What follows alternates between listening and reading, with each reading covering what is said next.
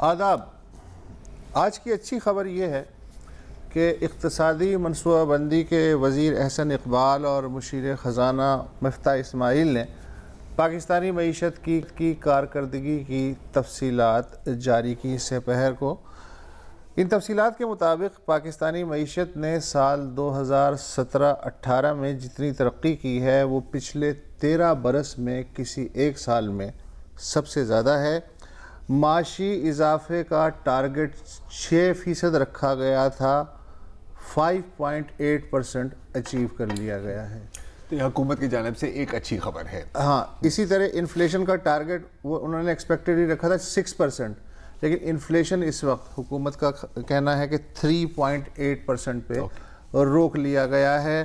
لیکن یہ اچھی خبر ایک اور خبر میں دب گئی، اور وہ خبر آئی تھی اسلام آباد ہائی کورٹ سے، جہاں 3 ججوں پہ مشتمل پینل جسٹس اطہر من اللہ، جسٹس عامر فاروق، جسٹس محسن اطہر کیانی متفقہ فیصلہ دیا کہ آئین کی شق 62(1)(f) کے تحت وزیر خارجہ خواجہ محمد آصف تا حیات نااہل قرار دے دیے گئے ہیں، اور الیکشن کمیشن آف پاکستان نے چند گھنٹے پہلے ان کی نااہلی اور قومی اسمبلی سے ان کو ڈی سیٹ کرنے کا نوٹیفیکیشن بھی جاری کر دیا ہے۔ یہ درخواست دی تھی پی ٹی آئی کے ہارنے والے امیدوار جو ان کے مقابل تھے، عثمان ڈار، کہ کاغذات نامزدگی میں جان بوجھ کے خواجہ محمد آصف نے اپنی بیرون ملک ملازمت کو چھپایا۔ خواجہ آصف کا موقف ہے کہ اقامہ کبھی چھپایا نہیں گیا، مگر عدالت نے آج جو فیصلہ دیا ہے اس میں کہا گیا ہے کہ اقامے پہ نہیں، اس اقامے کو ملازمت کے لیے استعمال کرنے پہ سزا سنائی گئی ہے۔ فیصلے کے ساتھ خواجہ آصف کے دبئی کی 3 مختلف کمپنیوں کے ساتھ معاہدے کی نقول لگائی گئیں۔ فیصلے میں کہا گیا کہ آپ نے جان بوجھ کے نوکری اور تنخواہ ظاہر نہیں کی، حالانکہ آپ خود وکیل ہیں، آپ کو پتہ ہونا چاہیے تھا۔ آپ ان ملازمتی پروانوں کے ہوتے ہوئے 2013 میں بھی انتخاب لڑنے کے اہل نہیں تھے، کیونکہ اس وقت بھی آپ کے پاس یہ سارے ملازمتیں اور اقامہ موجود تھا۔ خواجہ آصف کے وکیل کا موقف تھا کہ اصل میں اقامہ ملازمت کے لیے نہیں بلکہ دیگر مقاصد کے لیے تھا، لیکن خواجہ آصف کی جانب سے پیش کی گئی دستاویزات میں ایک کمپنی کا خط بھی شامل ہے، جس میں ان کی ملازمت کی توثیق کرتے ہوئے کہا گیا کہ نوکری میں بہرحال ایسی کوئی شرط نہیں تھی کہ ان کا متحدہ عرب امارات میں ہر وقت رہنا ضروری ہے، ان سے ہم فون پہ بھی مشورہ لے سکتے ہیں، یعنی طے ہو گیا کہ ایڈوائزر تو تھے وہ بہرحال۔ اور یہ ریزیڈنسی کے لیے نہیں تھا۔ جی ہاں، تو فیصلے میں پھر یہ کہا گیا کہ یہ بات ثابت ہوئی ہے کہ خواجہ آصف ایک غیر ملکی کمپنی میں کل وقتی فل ٹائم ملازمت کر رہے تھے، جبکہ ان کے پاس اس دوران کابینہ کے اہم ذمہ داریاں بھی تھیں۔ اب یہاں پر ایک سیکنڈ پاز کر لیں۔ چنانچہ مفادات کا ٹکراؤ واضح ہے، یہ فیصلے لے کر یہ اب دیکھیں نا یار، یہ جو بات ہے ٹھیک ہے، اب چھوڑ دیں مطلب لیگل پوائنٹس اپنی جگہ، یار یہ آپ کی عقل نہیں مانتی، ان دا سینس کہ ڈیفینس منسٹر، فورن منسٹر، فورن جاب بھی اس کے ساتھ ساتھ ہے۔ I mean ایک کامن سینس سے باہر کی بات ہے نا، مجھے تو میں تھوڑا اور پڑھ دوں، پھر اس کے بعد ظاہر ہے ہم تبصرہ کریں گے۔ مفادات کا ٹکراؤ واضح ہے، اس لحاظ سے خواجہ آصف نے بطور رکن اسمبلی اور وزیر اپنے حلف کی بھی خلاف ورزی کی۔ درخواست گزار عثمان ڈار تھے، انہوں نے اپنی درخواست کے ساتھ اقامے کی تجدید رینیول کی نقل بھی لگائی، جس کے مطابق خواجہ آصف کا اقامہ 28 جون 2019 تک ویلڈ ہے۔ تو اچھا، لیکن یہ تو ہو گیا وہ، ہم آ رہے ہیں بحث پہ۔ مجھے جو سب سے انٹرسٹنگ پارٹ لگا، میرا خیال ہے کہ وہی پارٹ ہے جو مجھے بھی انٹرسٹنگ، جو کہ ابھی تک میں نے بیان نہیں کیا ہے اور جو آپ بے چین ہیں۔ بالکل، فیصلے میں کہا گیا کہ یہ کسی بھی عدالت کے لیے خوشی کا موقع نہیں ہوتا جب کوئی منتخب نمائندہ نااہل ہو جائے، جب سیاسی قوتیں سیاسی سطح پہ مسئلہ حل کرنے کی بجائے عدالت کا رخ کرتی ہیں تو اس کے اثرات اداروں پہ بھی پڑتے ہیں اور عوام پہ بھی۔ اگر اس طرح کے معاملات پارلیمنٹ کی بجائے عدالتوں میں آئیں گے تو پھر عدالت قانون کے مطابق ہی فیصلہ دے گی۔ ہم نے بھاری دل کے ساتھ فیصلہ سنایا ہے، نہ صرف اس لیے کہ ایک مجا ہوا سیاستدان نااہل ہوا بلکہ لگ بھگ 3.5 لاکھ ووٹروں کی امیدوں اور خوابوں کو بھی ٹھیس پہنچی ہے۔ یہ آج کا جو فیصلے کا یہ پیراگراف ہے میرے خیال میں یہ میگنا کارٹا ہے سیاستدانوں ہے، اور میں بالکل بے چینی سے میں اسی بات کا ہی انتظار کر رہا تھا۔ اور دیکھو یہ بھی ہے نا کہ .33 ججمنٹ کا جو ہے وہ بھی یہی بات کر رہے ہیں کہ یار یہ آپ کے جو سیاسی مسئلے مسائل ہیں ان کے لیے کوئی سیاسی حل ڈھونڈ لیں، اچھا ہو۔ مبشر بھی موجود ہے۔ آپ جی بالکل، آپ کورٹس کے پاس جاتے ہیں اور جو آپ لوگوں نے ساری تو بات کر ہی لی ہے جی نہیں ابھی تو بات شروع ہوئی ہے۔ دیکھیں مسئلہ یہ ہے، نہیں بات شروع نہیں ہوئی ہے جو آپ کہہ رہے ہیں وہ، لیکن شاید عدالت کو یہ نہیں پتا کہ لاہور ہائی کورٹ کے الیکشن ٹریبیونل نے ہی خواجہ آصف کے حق میں یہ فیصلہ دے دیا تھا 2013 میں جب اس کو چیلنج کیا گیا تھا۔ تو میرے خیال میں بات ہے ہمارے سسٹم کی کہ وہ کس حد تک روک پاتا ہے ایسے لوگوں کو جو اپنے اثاثے ظاہر نہیں کرتے، اور اس میں کتنا وقت لگتا ہے۔ بہت اچھا نوٹ دیا ہے اسلام آباد ہائی کورٹ نے، لیکن ساتھ ہی لاہور ہائی کورٹ کے اس آرڈر کا آپ کیا کریں گے جنہوں نے 17 اپریل 2013 کو خواجہ آصف کو اس اعتراض کے باوجود لڑنے کی اجازت دی، وہ لڑے، وہ منتخب ہوئے، نہ اس پہ الیکشن کمیشن کچھ کر پایا، نہ اس پہ لاہور ہائی کورٹ نے اعتراض لگایا۔ میں صرف یہ بات کر رہا ہوں کہ اگر گوئنگ بیونڈ دا ڈیبیٹ ہم بات کریں نا، ایک الیکشن کنٹروورسی تو تھی، عثمان ڈار نے جب اس چیز کو ان کے کینڈیڈیچر کو ہی چیلنج کر لیا تھا انتخابات سے پہلے، تو یہ اس وقت کیوں نہیں ریزالو ہوئی چیز؟ دیکھیں 4.5 سال لگ گئے وسع صاحب اس چیز کو ریزالو ہوتے ہوتے، اور انتخابات سے پہلے اگر یہ چیز الیکشن کمیشن کے ڈور سٹیپ پہ ڈیسائیڈ ہو جاتی تو میرے خیال میں اسی وقت فیصلہ ہوتا اور یہ 4.5 سال جو ہے وہ اس طرح نہ گزرتے۔ آئی انڈرسٹینڈ واٹ، جو ہم بھی یہی بات کرتے ہیں کہ کنٹروورسیز جو ہے نا، کنٹروورسیز جو ہے پوائنٹ جو ہے بہت ویلڈ ہے، لیکن ایسی بہت ساری مثالیں ہیں کہ 2013 کے الیکشن میں جن لوگوں نے حصہ لیا انہیں بعد میں ابھی تک نااہل قرار دیا جا رہا ہے۔ اس حساب سے ای سی پی کی چھلنی سے لوگ گزر جاتے ہیں۔ اگر واقعی ای سی پی کا نظام اتنا اچھا ہوتا تو پھر عدالتوں کو اتنی زحمت نہ کرنی پڑتی۔ سر ای سی بی کی چھلنی سے بھی نہیں، ای سی بی کی چھلنی سے بھی نہیں، یہ لاہور ہائی کورٹ کی چھلنی سے بھی گزر گئے تھے۔ میں صرف یہ کہنا چاہ رہا ہوں آپ کو کہ یہ جو ہمارا سسٹم ہے وہ بدقسمتی یہی ہے کہ جو بھی پاورفل ہوتا ہے وہ بہرحال اپنا پورا جو ٹائم وہ کسی نہ کسی سٹے کی نسبت یا کسی نہ کسی آرڈر کی وجہ سے وہ گزار دیتا ہے۔ اب عثمان ڈار کا جو ہے وہ اب آ کر کے 1 مہینے کے لیے وہ جو بھی کریں گے، بہرحال ان کی ایک اخلاقی فتح ہے اور ان کی قانونی فتح بھی ہے، لیکن عدالتوں کو بھی عدالتوں سے پہلے اگین الیکشن کمیشن کو یہ انشور کرنا ہوگا کہ جناب یہ جو ایسے کینڈیڈیٹس ہیں جن پہ سسپیشنز ارائز ہوتے ہیں اسی وقت بیفور دی الیکشن ان کو فیصلہ دینا چاہیے۔ یہ جو لٹک جاتے ہیں معاملات، اور یہ پہلی دفعہ نہیں ہو رہا ہے، ہم نے دیکھا ہے اکثر انتخابات میں لوگ آ جاتے ہیں اور پھر 4 سال تک وہ ممبر بنتے ہیں اور آخری سال میں انہیں یا تو کورٹ پھر باہر نکال دیتی ہے۔ تو ہمیں جب تک یہ سسٹم ہم اسٹرینگتھن نہیں کریں گے، یہ چھلنیاں مضبوط نہیں کریں گے۔ اس میں کوئی دو رائے نہیں ہے کہ ہمارا سسٹم چلتا ہی ایسے۔ اور آپ نے انتخابات کی بات کی، یار کون سا کیس ہے جو یوں سالو ہو جاتا ہے؟ ہر ایک کیس میں ایسا ہی ہوتا ہے، اور ہر ایک کیس میں یہ بھی ہوتا ہے کہ بھائی اس کورٹ سے آپ نے یہ آرڈر لے لیا تو دوسرے کورٹ سے آپ نے یہ آرڈر لے لیا۔ یہ ہماری سسٹم کی کمزوریاں ہیں اور میرا خیال ہے کہ ہم سب اس بات کی تسلیم کرتے ہیں۔ موونگ آن کیا ہوگا؟ ایک چیز اس میں ایک واضح ہے، دیکھیں اب ایک پریسیڈنٹ آپ کا بن گیا ہے، پہلے آپ کا ایک پیناما کا پریسیڈنٹ بھی بن گیا تھا کہ بھئی آپ کو ان چیزوں پر آپ کی ڈسکوالیفیکیشن ہو سکتی ہے، اور اگر ہوگی تو پھر تحایات ہوگی، رائٹ؟ یہ باتیں کلیئر ہیں۔ اب میرا خیال ہے کہ جتنے بھی پولیٹیشین ہیں، اور خاص طور پر سینئر پولیٹیشینز، کیونکہ جتنا سینئر ہوگا اتنا زیادہ آپ پہ ذمہ داری بھی ہے، اچھے اکاؤنٹنٹس اور آڈیٹرز کو ہائر کر لیں تاکہ جب آپ فائل کر رہے ہوں، کیونکہ ہو سکتا ہے کہ آپ سے ہی کوئی غلطی ہو گئی ہو، یہ آپ کو پتہ نہیں ہے کہ یہ فارم بھرنا کیسے ہے. آج رانا ثناء اللہ نے یہی تو کہا. اچھا یہی کہا. آئندہ انتہائی باریک بینی سے ہر امیدوار کو اپنا فارم بھرنا پڑے گا. چلیں بس, تو کم از کم تھوڑی سی تو تربیت یہ اور اکاؤنٹنٹس کو بھی تھوڑی سی کام مل جائے گا. اور جہاں تک اس بات کا معاملہ ہے, آج جو وہ تو بیچ میں ہی رہ گیا کہ کورٹ نے پھر انہیں اشارتاً کہا ہے کہ بھائی صاحب کچھ فیصلے پارلیمنٹ میں بھی کر لینے چاہیے. جب آپ لائیں گے اور جب ہم اسے بالکل فلڈ لائٹ کی روشنی میں دیکھیں گے اور جب ہمیں وہ لکیریں بھی نظر آئیں گی جو بادی النظر میں پارلیمنٹ میں آپ کہتے چلو یار دیتے مٹی پاؤ, تو پھر تو بھائی ہماری مجبوری ہے, ہمیں یہ سب کرنا پڑے گا. تو اس سے یہ لرننگ ہے پولیٹیشنز کے لیے, یہ ہونی چاہیے. اچھا, اور یہ اچھا کہا آپ نے پولیٹیشنز کے لیے, یہ ہر ایک پارٹی کو یہ اب سبق سیکھ لینا چاہیے. اگر آج ان کی باری ہے تو کل کسی اور کی بھی باری ہو سکتی ہے. اسی فی الحال تو بریک کی باری.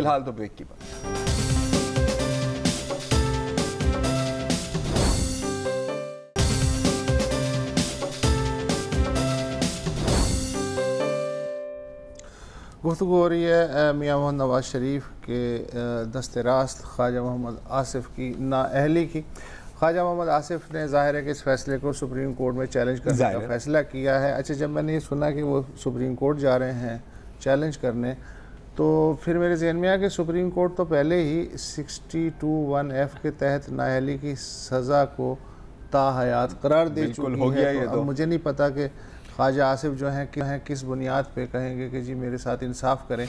اچھا, اور دوسری مزے کی بات یہ ہے کہ یہ لاہور ہائی کورٹ کا جو مبشر نے حوالہ دیا اس میں خواجہ آصف کلیئر ہو گئے, لیکن یہ جو مقدمہ چلا اسلام آباد ہائی کورٹ میں, اس میں ان کے وکلاء نے جو بنیادی نقطہ ہے اس فیصلے کو بنانے کی بجائے بار بار اس نقطے کے تحت وہ اپنے دلائل دیتے رہے کہ جی وہ تو اقامہ جو ہے وہ ملازمت کے لیے نہیں تھا, وہ تو کسی اور مقاصد کے لیے تھا, حالانکہ اسے مرکزی پوائنٹ بنانا چاہیے تھا. تو یہ چیزیں دونوں میں بالکل. اور اچھا ایک اور بھی چیز, مطلب کم از کم جتنا مجھے سمجھ آ رہی ہو, مجھے چیزوں کی اتنی سمجھ نہیں آتی, میں مانتا ہوں کہ انٹینٹ سے فرق نہیں پڑتا, ہے تو ہے, کس مقصد کے لیے تھا وہ ایک irrelevant پوائنٹ. اس دوران ایک اور اہم فیصلہ بھی سامنے آیا, بالکل آیا ہے. آپ کو یاد ہوگا پچھلے سال سرگودا میں ایک کیس سامنے آیا تھا, بلکہ by the way international operation ہی تھا یہ ایک طرح سے. اسلام آباد ہائی کورٹ کا جو فیصلہ ہے اس کی بنیاد ہی سپریم کورٹ کا فیصلہ ہے پاناما والا. ٹھیک ہے, تو اگر اب یہ کیس سپریم کورٹ میں چیلنج ہوتا بھی ہے تو میرا نہیں خیال کہ سپریم کورٹ کوئی ریلیف دے گا, کیونکہ آلریڈی سپریم کورٹ نے ایک پریسیڈنٹ سیٹ کر دیا. جی ہاں, وہ ہم پہلے بتا چکے ہیں, وہ غالباً لائن چونکہ بیٹھ گئی تھی اس لیے آپ تک یہ بات نہیں پہنچ پائی. میرا نقطہ یہ تھا کہ جو آپ نے حوالہ دیا تھا نا کہ لاہور ہائی کورٹ کا اپریل 2013 کے فیصلے کا حوالہ, تو خواجہ آصف کے وکلاء نے اسلام آباد ہائی کورٹ کے سامنے جو دلائل دیے وہ اقامہ کس لیے تھا اس کے گردی گھومتے رہے. اس فیصلے کی بنیاد پہ اگر یہ مقدمہ لڑتے تو شاید زیادہ مضبوط کیس بنتا. صحیح بات ہے, تو ایسا نہیں کیا نا انہوں نے. الیکشن ٹرائیبونلز وہ سر جب الیکشن ٹرائیبونلز بنتے ہیں ان الیکشن میٹرز کو سالو کرنے کے لیے ان کی مدت قلیل رکھی جاتی ہے, اسی لیے کہ یہ جلد مقدمات ریزالو ہوں جو بھی کنٹروورسیز ہیں. لیکن ہمارے ہاں یہ سالوں پھر چلے جاتے ہیں. جی وہ اس پہ تو بات ہو چکی ہے, جو ہے اس پہ تو بات ہو چکی ہے. ظاہر ہے مسئلہ یہ ہے کہ دیکھیں, نہیں بات یہ نہیں ہے نا, بات آپ یہ دیکھیں پنجاب میں 29 ٹرائیبیونل بنائے گئے تھے, ٹھیک ہے نا, اس 29 کنٹروورسیز تھی جس میں سے بیشتر مقدمات ابھی تک وہیں کے وہیں پڑے ہوئے ہیں. جی چلیں, جو دوسرے کیس کی میں ڈسکس کر رہا تھا ابھی, اس میں اتنا ٹائم نہیں لگا, شکر ہے, اس میں 1 سال لگا ہے. جی اور یہ کیس ہے کل پچھلے سال اپریل میں ہی سعادت امین نام کے ایک شخص کو پکڑا گیا تھا, اور وہ ادھر کے رہنے والے ہیں, اور آئی تھنک آئی ٹی پروفیشنل ہی ہیں, اور ٹیوشن سینٹر بھی چلاتی تھیں, اور ان پر یہ الزام لگایا گیا کہ یہ ایک گلوبل چائلڈ پورنوگرافی ریکٹ کا حصہ ہیں. Sweden, Italy, U S, you کے, یہاں تک اس کی ریچ تھی. جب ان پہ چھاپا مارا گیا تو 6.5 لاکھ تصاویر اور ویڈیوز بچوں کی ان سے دستیاب ہوئی. پھر ایک سویڈن سے ہی آئی بلیو کمپلینٹ آئی تھی کہ جی یہاں پر یہ کام ہو رہا ہے, اور پھر ایک FIA کی آپریشن ہوا, ان کو پکڑا گیا اور آج ان کو سزا سنائی گئی ہے, 7 سال قید, 12 لاکھ کا جرمانہ. اچھا اب یہ کم لگتا ہے, لیکن میرا خیال ہے کہ جو موجودہ قوانین ہیں ان کے تحت اس کیس کی اہمیت یہ نہیں ہے کہ ایک آدمی پکڑا گیا اور اسے جرمانہ سزا ہو گئی, سب کو ہوتی ہے. پہلی بار اس طرح کے کیس میں, پورنوگرافک ویڈیو ریکٹ کے کیس میں, کسی پاکستانی کو کسی پاکستانی عدالت نے سزا دی ہے کھل کھلا کے. بالکل یہ اہمیت ہے اس کیس کی. جی اور ہو سکتا ہے وسعت کہ اس کیس کی اہمیت جو ہے پھر قصور سکینڈل تک بھی پہنچے, کیونکہ 2 وکٹمز جو ہیں وہ چیف جسٹس کو خط لکھ چکے ہیں اس بارے میں کہ ہمیں ہماری پروٹیکشن بھی ہونی چاہیے. نہیں بالکل, انفیکٹ یہ کل ہی میں خط پڑھا تھا, میں آپ کو بھی ذکر کر رہا تھا, آپ کو یاد ہوگا. میرا خیال ہے کہ اگلے ہفتے وہ خط پڑھ کے میرا خیال ہے کر لینا چاہیے کیونکہ وہ پڑھنے والا ہے, اور مطلب کیس بھی اتنا خوفناک, تو آپ سمجھ سکتے ہیں کہ اس میں پھر کیا باتیں کی ہوں گی. تو اینی وے, اور ویسے بھی چیف جسٹس صاحب آج کل جو ہیں وہ از خود نوٹس کے موڈ میں ہے, تو ہو سکتا ہے کہ ان بچوں کے حساب میں اگر کسی چیز پر از خود نوٹس بنتا ہے نا تو اس پہ تو بنتا ہے, آپ کی نئے نسل پہ بنتا ہے, آپ کے مستقبل پہ بنتا ہے, مستقبل پہ بنتا ہے. اور دیکھیں ابھی نئی نسل کی آپ بات کریں تو یہ جو سعادت امین ہے, یہ پکڑا کب گیا تھا؟ جب یہ یہاں سے بچوں کو یورپ لے جا رہا تھا, اور ان کے جو یورپ میں پارٹنر تھے نا, جیمز لنسٹروم. یہ سعادت امین باہر سے آنے والی مخبری پہ پکڑا گیا, یہی تو میں کہہ رہا ہوں, یہاں کی اطلاع پہ نہیں پکڑا. نہیں بالکل, کام یہاں کر رہا تھا. دیکھیں سر, لیکن ہوتا ایسے ہی ہے. آپ جتنے بھی گلوبل چائلڈ پورنوگرافی بسٹس کو دیکھیں, اور ان میں بہت, آپ خواجہ آصف کے کیس میں اگر ٹائم لگا تو آپ ان میں دیکھیں, پلے لینڈ, ونڈر لینڈ کی کیسز میں کتنا ٹائم لگا, پلے پین کیسز میں سالوں سال, and it had to be a coordinated operation. یہی مسئلہ ہے. اور یہ بھی جو اس میں جو FIA والے صاحب ہیں وہ بھی کہہ رہے تھے کہ سر ابھی ہم نا بہت پیچھے ہیں, دنیا بہت آگے نکل گئی ہے, اور ہم ابھی وہی 1990s کے ٹول سے 2018 کو سمجھنے کی کوشش کر رہے ہیں. بہرحال ایک وقفہ لیتے ہیں, اور وقفے کے بعد آپ سے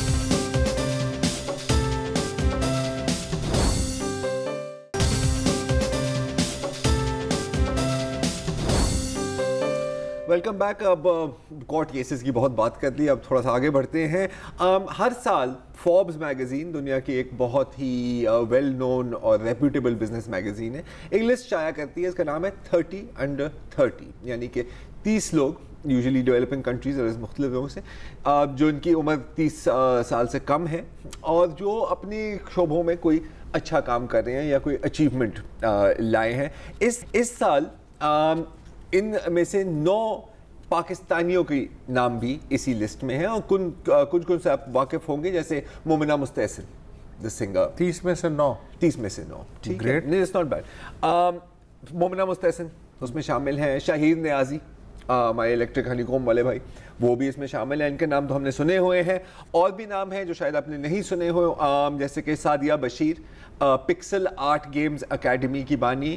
پھر 2 بھائی ہیں, عدنان شفیع اور عدیل شفیع, 28 اور 29 سال عمر ہے ان دونوں کی, جنہوں نے ایک e commerce type plate form بنایا ہے پرائس OA کے نام سے. ٹھیک ہے, یہ سب ہے. ایک جو پروجیکٹ ہے وہ اس میں بڑا انٹرسٹنگ تھا, اور وہ ہے حمزہ فاروق صاحب کا. اس کا نام ہے بوند شمس, یعنی دا سولر واٹر پروجیکٹ.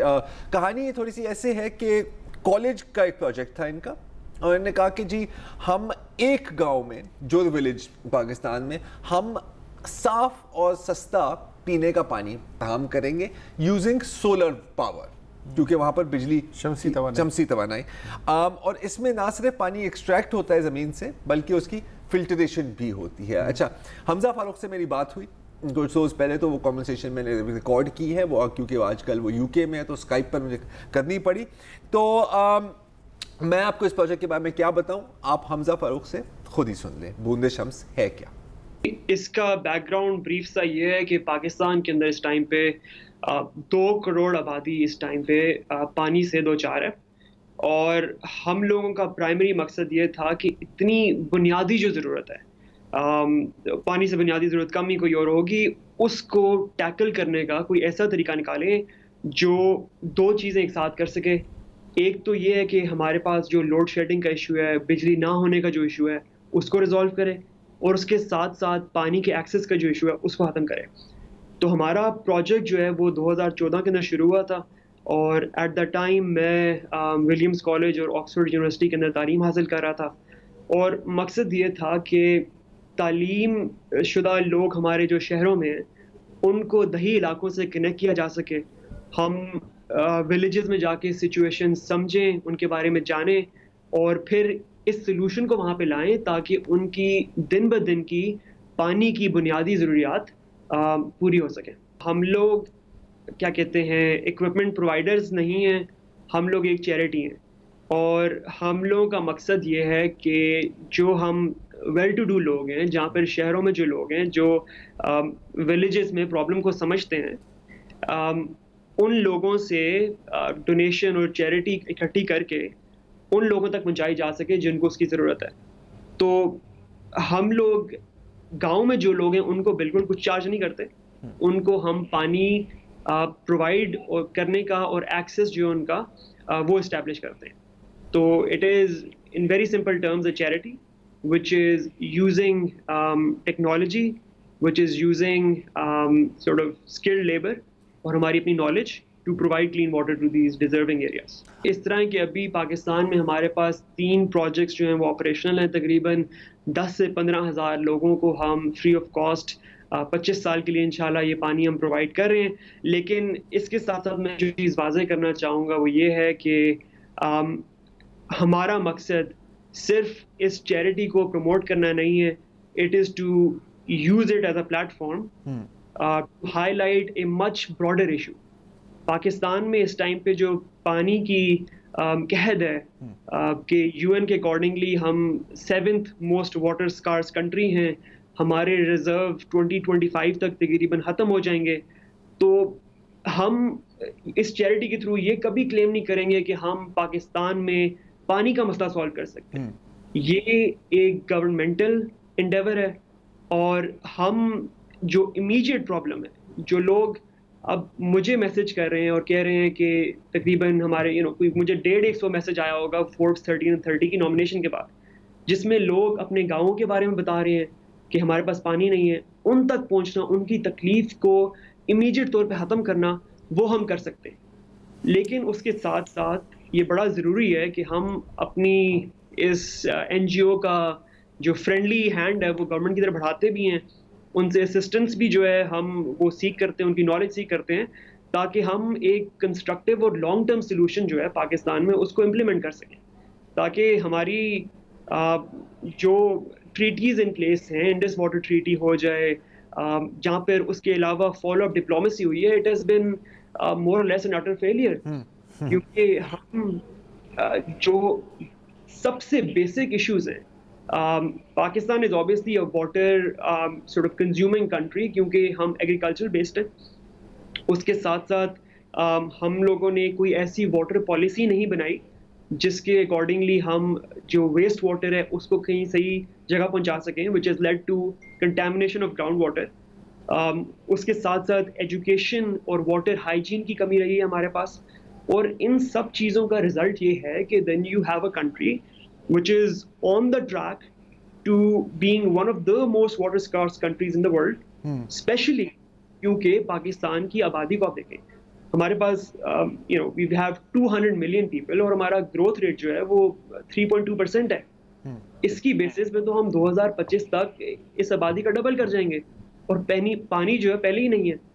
تو یو کین امیجن کہ ہمارا جو ٹریجیکٹری ہے وہ بہت آف ہے. اور ہم لوگ اگین میں یہ کہوں گا کہ ابھی تک جو پروجیکٹ چلے ہیں, پنجاب میں دیکھ لیں, پاکستان میں جنرلی دیکھ لیں, آپ واٹر روڈ میپ کا ایگزامپل اٹھا لیں جو پنجاب میں شروع ہے. It was a bold and very good endeavour by the chief minister.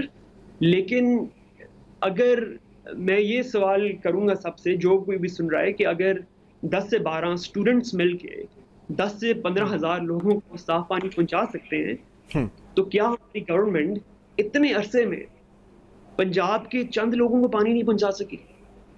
تو that's the bigger question we are asking day in and day out using بوندے Shams as a platform. پانی کے ایشوز جو ہیں وہ بہت سارے پاکستان کے اندر ہیلتھ کنسرنس کاز کر رہے ہیں, گیسٹرو انٹرائٹس ہو جائے, ڈائریا ہو جائے, اینڈ کچھ فگرز کے اکارڈنگلی پاکستان میں 60% ڈیتھس جو ہو رہی ہیں can be tied back to a lack of clean drinking water. تو ہم نے اس کا بڑا بیسک سا جو ایک نقطہ ہے وہ یہ ہے کہ صدر راولپنڈی کے اندر ایک ہسپتال کے ساتھ ہم کولیبریشن کر رہے ہیں, صفیہ میموریل, اور ان کا مقصد یہ ہے کہ ہم جو لوگ ان بیماریوں کے ساتھ افیکٹڈ ہیں ان کو فری آف کاسٹ علاج بھی کر سکیں, اور ان کے ساتھ مل کے اس پوری پرابلم کا ایک راؤنڈ اباؤٹ سولوشن نکالیں کہ صاف پانی پرووائڈ کریں اور جو بیمار ہیں ان کا علاج بھی کریں. تو یہ بس میں ایڈ کروں گا کہ if anybody out there who needs this help, more than welcome to come to Rawalpindi, جہاں پہ ہمارا پہلا اسٹیبلشمنٹ ہے, Safia memorial, and we'll inshallah take care of you as well. جی تو یہ تھے حمزہ فاروق. میں روزانہ یا ہفتے میں کوئی درجن بھر بڈھوں سے ملتا ہوں جو کہتے ہیں میاں یہ آج کل کے لوڈے کر کیا رہے ہیں, یہ کر رہے ہیں. اچھا پتہ ہے انٹرسٹنگ بات کیا ہے, اور یہ ایکچولی انٹرسٹنگ بات کیا ہے, ہمیں شرمندہ ہونا چاہیے. جیسے ابھی کہہ رہے تھے نا کہ فوربس 30 انڈر 30 کی نومینیشن کے بعد اتنے مجھے میسیجز آئے ہیں. اچھا مجھے بھی تو وہ اسی سٹوری کو پڑھنے کے بعد ہی آیا ہے نا, اور اس سٹوری کو چھپتے ہوئے میرے خیال کوئی 2 مہینے گزر گئے ہیں. ٹھیک ہے, اتنا ٹائم لگا ہے کہ یار کر لیں گے. ہماری جو جرنلزم ہے وہ ختم ہو جاتی ہے پرابلم پہ. یہ مسئلہ ہے, اس کو بارے میں کچھ کریں. اچھا کیا کرنا ہے وہاں تک ہم نہیں پہنچ سکتے. سالو کرنے میں ریٹنگ نہیں آتی, ریٹنگ بھی نہیں آتی سر. اور دیکھیں آدھے وقت تو ہمیں پتہ بھی نہیں ہوتا کہ سالو کیسے کرنا ہے.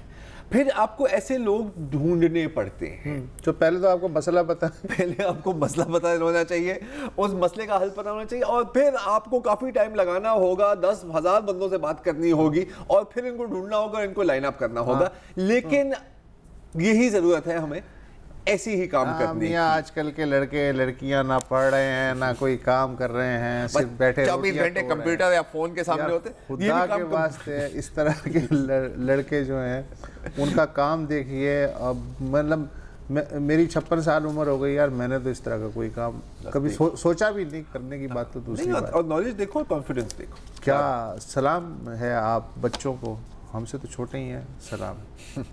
اور اب بریک لیجیے.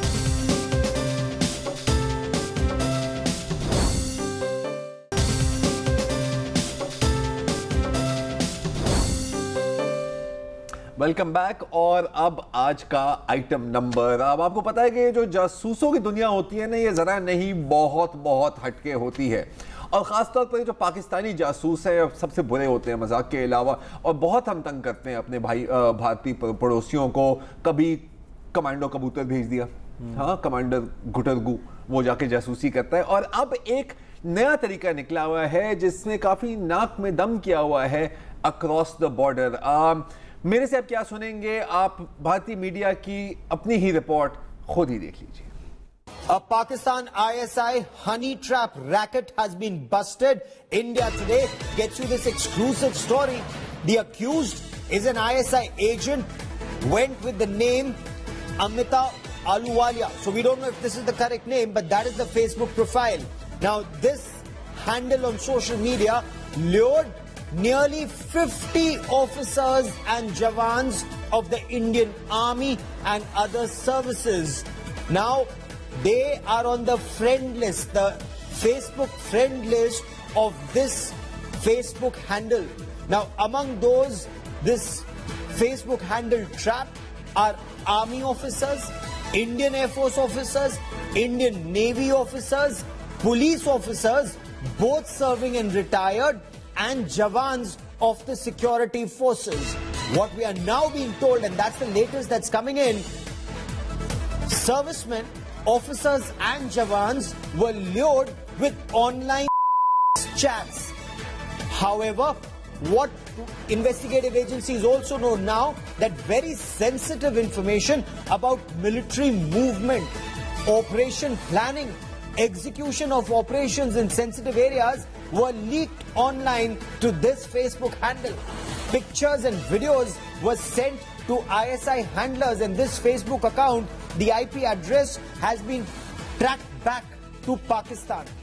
So this ISI handler took the name Amita and trapped kin of retired service personnel, including children of Jawans and officers. Now this Facebook handle Amita used money and chat to lure children of service officers and then got to serving officers and retired personnel. جی اور آج معمولی ہے پھر ایسے ہی چلتی رہتی ہے گھوم پھر کے غلط کیسے نہیں کرنا چاہیے کسی کی فرسٹریشن اور خواری کو اس طرح ایکسپلائٹ نہیں کرنا. کی حد ہوتی ہے مطلب ایک سیکنڈ پاز کریں گے ایک سیکنڈ سوچیں. اچھا جاسوسی میں ہنی ٹریپ کوئی نئی بات نہیں ہے. آپ ایک خوبصورت خاتون یا خوبصورت مرد کو بھیجتے ہیں. موساد تو ماسٹر ہیں موتیکا ونونو کو بھی اور ماتا ہاری کا نام بھی ہم سب جانتے ہیں لیکن وہ کم از کم اصل لوگ سامنے آتے تھے آپ کو کچھ ملتا تھا. یہاں پر یار مطلب کوئی شرم ہوتی ہے کوئی حیا ہوتی ہے. یہ جیسے کمار صاحب ہیں گورو کمار نا چیٹس کے پیچھے آپ جان سکتے ہیں کس قسم کی چیٹس تھیں. ہاں اور چیٹنگ کے بعد بتا کہ جی فرینڈ شپ ریکویسٹ بھیجنی ہے. میں نے انہوں نے کہا جی فرینڈ شپ ریکویسٹ آپ کی میں بالکل قبول کروں گی آپ مجھے بتا دیں کہ آپ کی یہ فلانی فوج کہاں.